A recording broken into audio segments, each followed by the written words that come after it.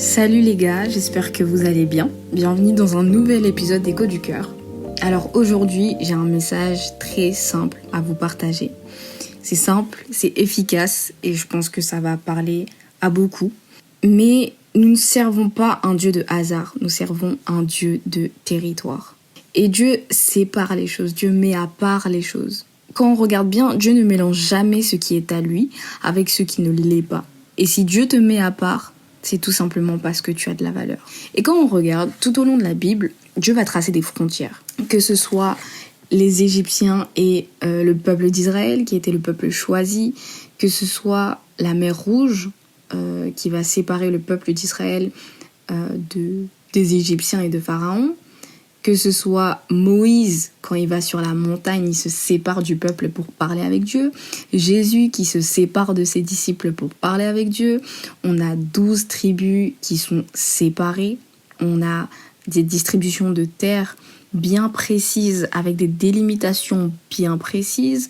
On a ne serait-ce que la distinction homme-femme. On a aussi, bon après c'est moi qui ai fait certaines distinctions, mais vraiment que vous compreniez, on a Dieu qui a mis à part le peuple d'Israël avant d'entrer dans la terre promise. Il les a mis où ? Dans un désert, dans un lieu qui est mis à part de la civilisation, on va dire.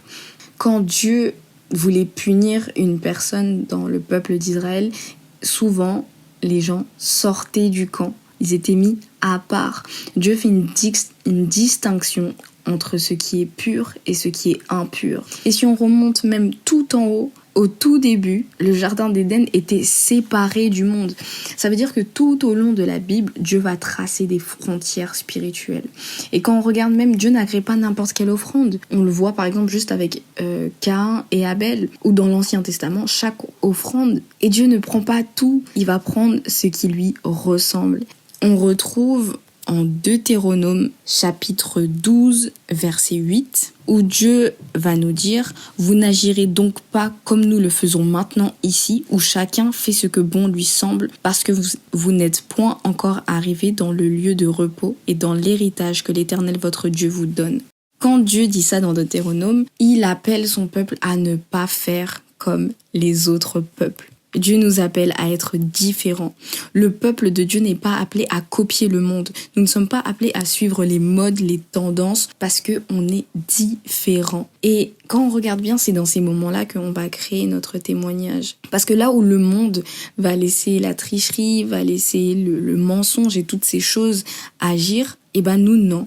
Nous, on va laisser la main de Dieu agir. On va laisser Dieu se glorifier dans nos expériences. Et c'est ça qui est beau parce que on va pas avoir les mêmes relations, on va pas avoir les mêmes expériences professionnelles, tout simplement parce qu'on est appelé à être différent.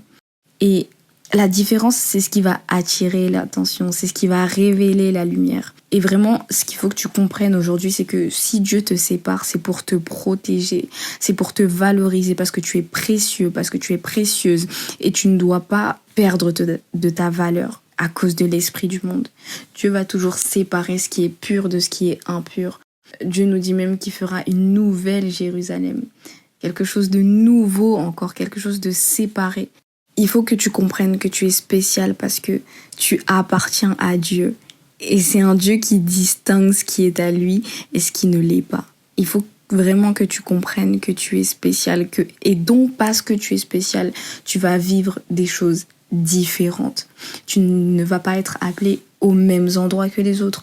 Tu ne vas pas être appelé à faire la même chose que les autres, le même service que les autres. Ou même quelque chose de similaire, mais pas de la même manière que les autres. Pourquoi ? Parce que Dieu ne t'a pas créé pour être une copie. Il t'a mis à part pour être un témoignage vivant de sa gloire et de sa grandeur. Et c'est vraiment le message très court et rapide que j'aimerais que tu comprennes aujourd'hui, c'est que tu es différent, tu es appelé à être différent et tu es appelé à être différente. Parce que Dieu n'est pas comme les autres dieux.